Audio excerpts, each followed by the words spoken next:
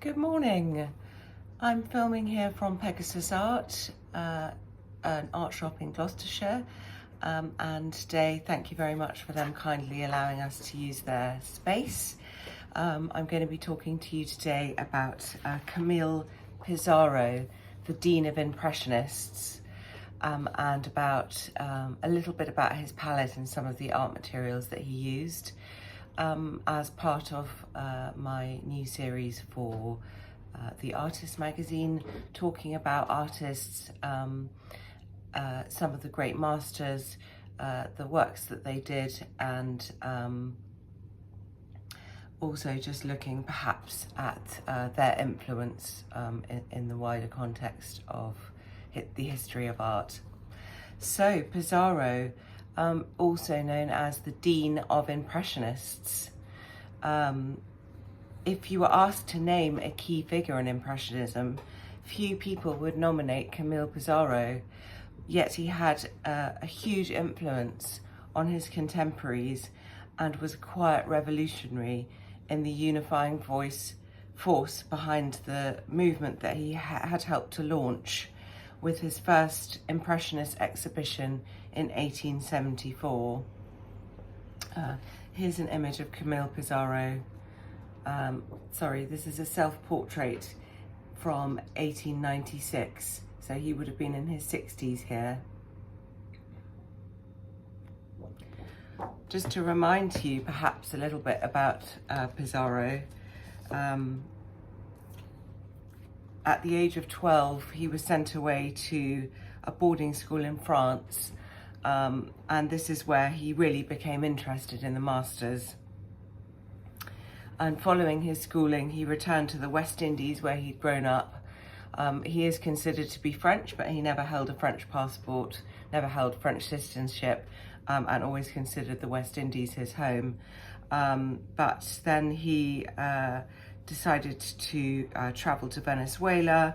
He worked for the family business, but all the while he was drawing. He was absolutely obsessed with drawing and painting, and eventually decided to enroll in the École des Beaux-Arts in Paris. There he met Gustave Courbet and Jean-Baptiste Camille Pissarro, both of whom were contemporaries. He was also keen to try new things and not to just be a traditional artist. So he joined a non-traditional group of painters, of which Claude Monet and Paul Cézanne were both a part.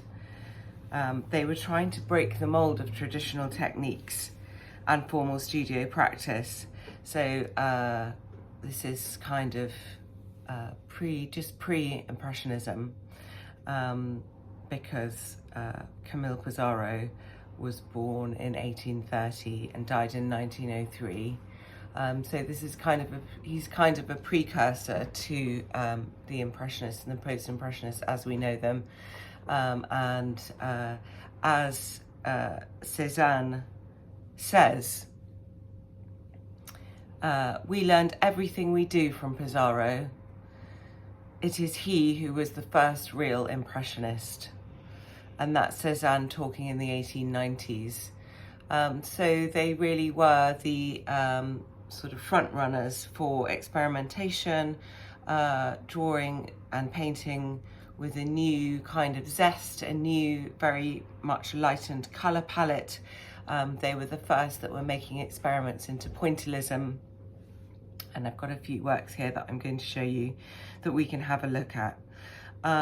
So getting away from the formal studio practice, they were painting the ordinary man, which was unusual at the time. Most portraits or figures in painting were of the formal variety, of the portrait variety, and this non-traditionalist group were the first to paint the common man. And Pisarro was very much one of the first painters to be concerned with feeling and emotion within a painting. They set about painting plein air, and painting in natural settings without artifice or grandeur. And again, that was something very new of its time. So in 1872, now living in the market town of Pontoise, so Pissaro had moved there with his young family and moved out of the city. He asked Cézanne to join him. Cézanne was 9 years younger than Pissaro and looked up to him as a man that you could consult about matters as if he were God the Father. Cézanne started to copy Pissaro's style as an exercise in lightening his palette. So Cézanne was right behind him. And I'll just show you some of his paintings here as an example. So this is a painting, excuse me for the glare, but this is called The Quarry, and this was painted in Pontoise in 1875. And you can see that it's painted at a natural setting. It includes a common man or woman. It's painted in a lovely light palette and a very impressionistic tone. And you can see that there's more mark making happening here. Would have been painted in oils. This again is another step forward. This was painted in 1888. So a few years later, it's called Apple Harvest. And here you can really see the beginnings of pointillism. So that is groups of marks being made, complementary colours alongside one another. So obviously when you get up close you can see the separate marks, but when you're further away it becomes a very sort of cohesive and harmonizing colour palette. So this is around 1886.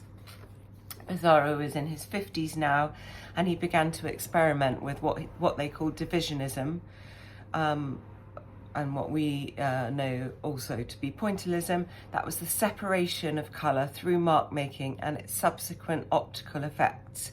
It was a new phase in the logical march of Impressionism, and it was inspired by the scientific approach of Seurat and Signac. They graduated to pointillism, which is a process of specifically painting with dots rather than marks, as seen in his exhibited works in the 8th and final Impressionist exhibition hung alongside Seurat and Signac. These dot paintings were in fact highly regimented, but ultimately the frustrated artist said, "The dot is meagre, it is lacking in body, it is diaphanous, and it is more monotonous than simple." So it's really interesting that Camille Pissarro throughout his career was pushing the envelope, learning new things all the time, working alongside much younger artists than himself.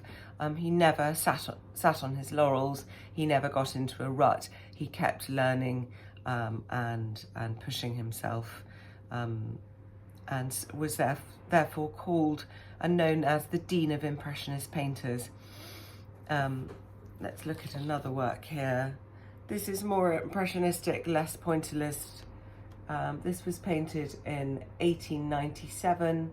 It's the Boulevard Montmartre. So an area of Paris known, we know it, associate it with Vincent van Gogh, and we also associate it with an artistic area where many artists gathered to paint alongside one another, and Pissaro was there painting these scenes in a very impressionistic tone. And just finally we'll look at the Louvre Morning Sun, and this was painted in 1901, so this is a sort of more refined version but still very much in this early impressionistic palette and style. So art historian John Rouault called Pissaro the Dean of Impressionist painters, not only because he was the oldest of the group, but also by virtue of his wisdom and his balanced, kind and warm-hearted personality. He was instrumental in curating and directing major exhibitions in Paris and was dedicated to their cause.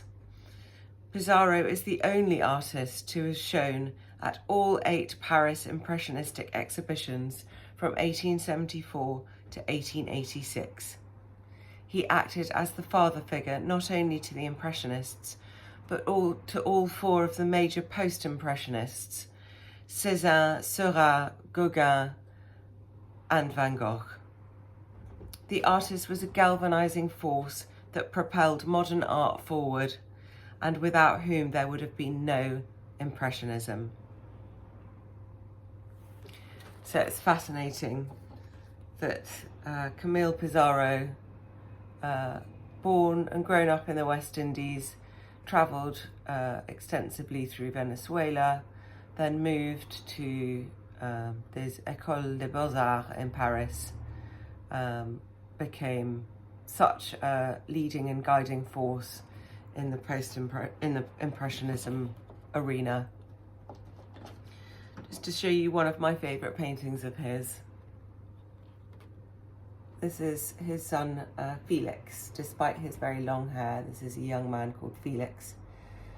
This painting was painted in 1881. He's seen here with a lovely necktie and red beret, and I just think it's absolutely beautiful. The palette is muted, but he's still experimenting with very bold colour here. The mark making is fairly coarse, and it's painted with a lot of oil paints, but in a very sentimental and very gentle manner. He was, of course, hugely fond of his children, particularly Felix.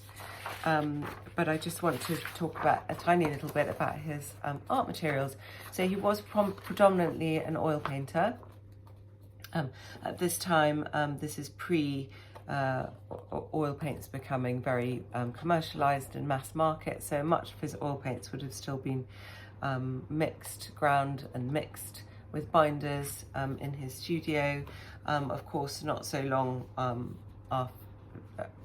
during his lifetime, he would have seen oil paints being put into tubes and becoming more readily available, and this would have helped a great deal with his plein air work later in life as paints became more portable. Indeed, he was also a watercolorist, and the very first paint cake made by Winsor and Newton would have become available in the late 1800s, in the 19th century, also helping with the portability of plein air painters. He was a multimedia artist. He was working in oils, watercolor, gouache. Drawing was very central to his process. He experimented with etching, lithography, and he was particularly fond of using water-based pastels, particularly in his landscapes. Just wanted to show you a lovely set of pastels available at Pegasus Art. These are by Unison, who are a British brand, and these are a set of landscape pastels. The pastels are still made in a traditional way. They're pigments ground and mixed with binders and rolled and set, this would have been a similar process in Pissaro's day. He would have been using pastels in exactly the same way as we find them today. It's interesting that they were using all of these many different mediums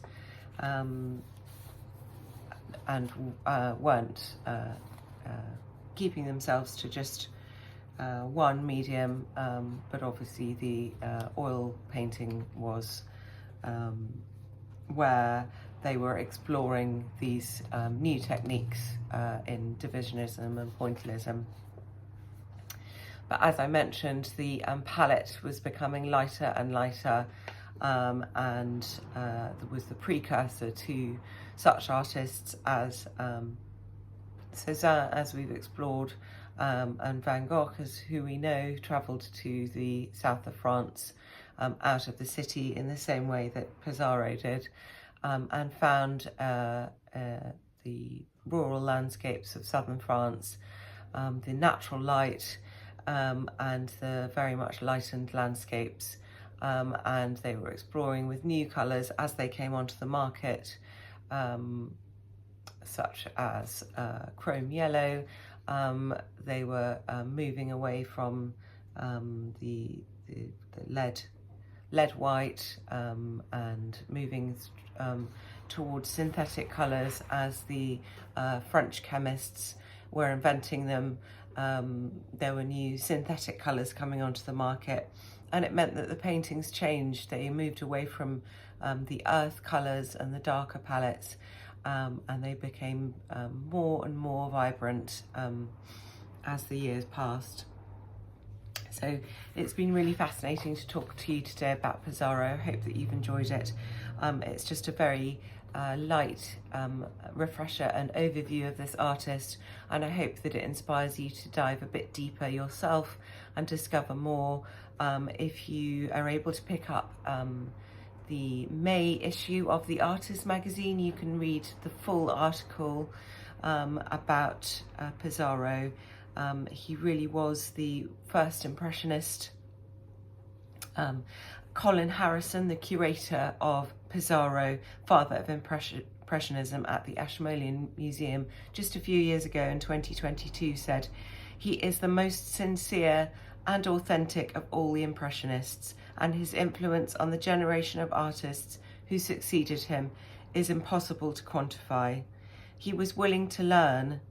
He continued to progress and never stood still. Plus, he was devoted to painting the sensation. He was a hugely sympathetic and humane artist and a very generous teacher." Thank you very much for listening.